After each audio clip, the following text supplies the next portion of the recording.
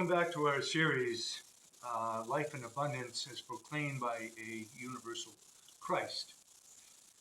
I left off last time by stating the need for pouring new wine into fresh wineskins, words that Jesus used to illustrate how a paradigm shift was needed in his time from the old law of Moses to a new way of recognizing divine involvement in our lives.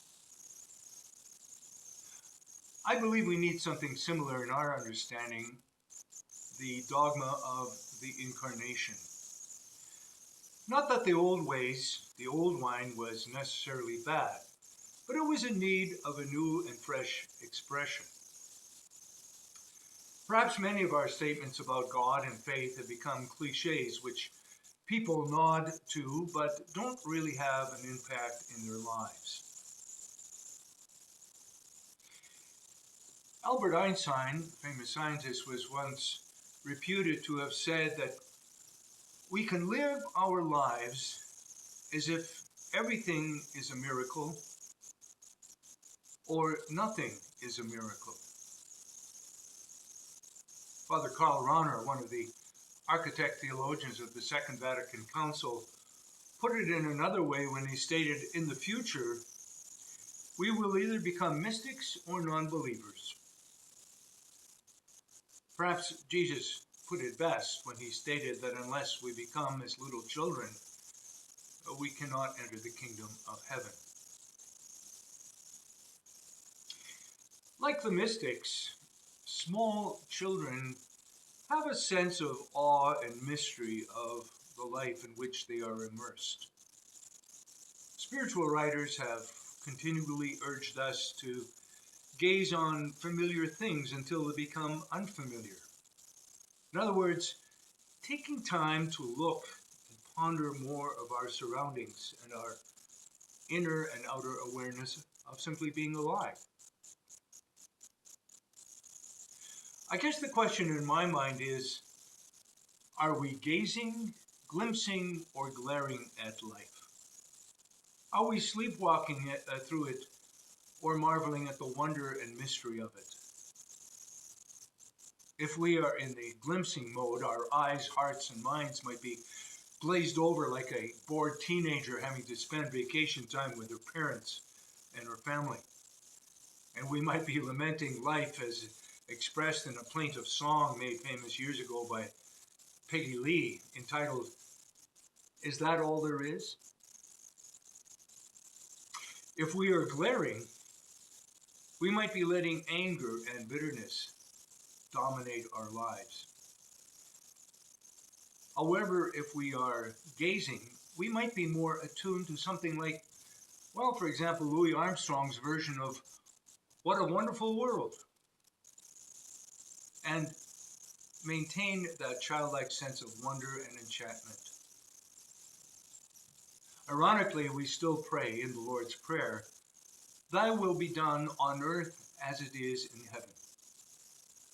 But sometimes that will is not always the will we want. And so that's to say that not only happy occasions give us a reflective consciousness of Christ's universal presence, but more often than not, it is in our suffering and in our pain and loss that we enter a gateway of a greater and more profound relationship with our Creator. Now, the classical biblical story, in this case, is the Old Testament book of Job, wherein the main character, after losing almost everything in life, is not satisfied with the usual cliches to explain the reason for his situation. Statements like, well, God was punishing him for some past sin. Job eventually encounters a God who is much bigger than his own small and narrow concept of the divine. Some would refer to this as a liminal experience. In other words, that threshold and that spiritual no man's land wherein we find ourselves stripped of all our assumptions and have to see life through a different lens. It's a lens that does not take us to some far off world, but rather probes the mystery of a God that is in all and within all, right here and right now. To illustrate this God that is within, I once heard a story that was given by a rabbi some years ago. He was telling the story of Moses receiving the divine name on Mount Sinai. It was the name Yahweh. In English, we often translate it as I am who am. However, in Hebrew, the word could be uttered by inhaling the first syllable and exhaling the second, so as to imitate our very breathing. In other words,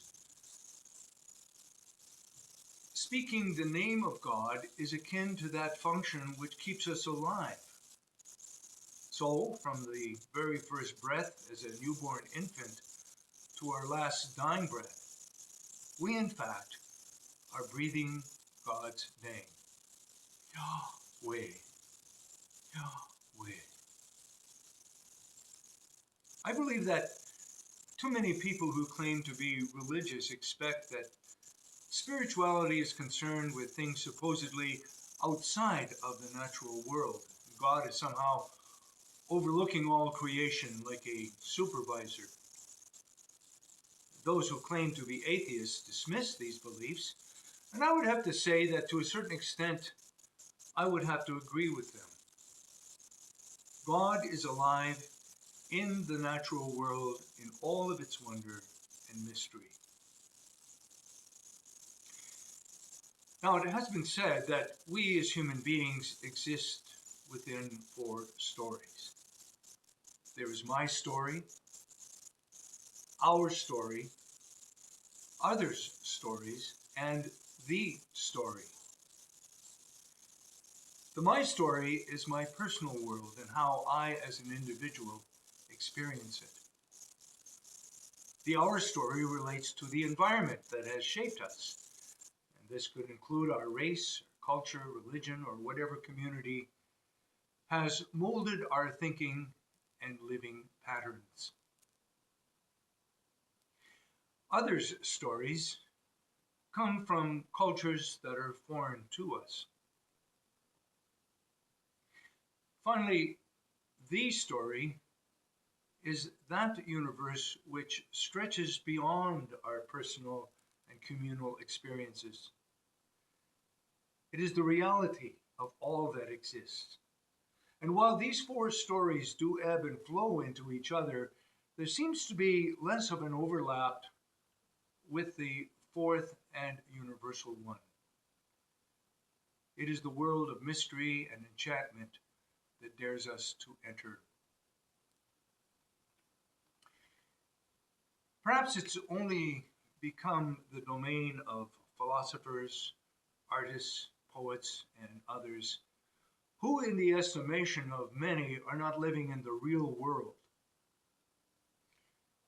In actual fact, however, they might be the very ones that are experiencing and expressing a more total appreciation of reality as it exists.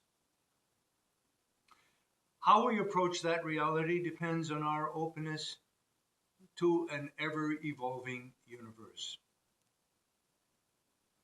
And therefore, we have to provide new wineskins to receive the new wine which God continues to lavish upon us. In our next segment, I would like to further probe the kingdom or reign of God as Jesus proclaimed it, and maybe see it as a more down-to-earth reality than we thought. I hope you will join us.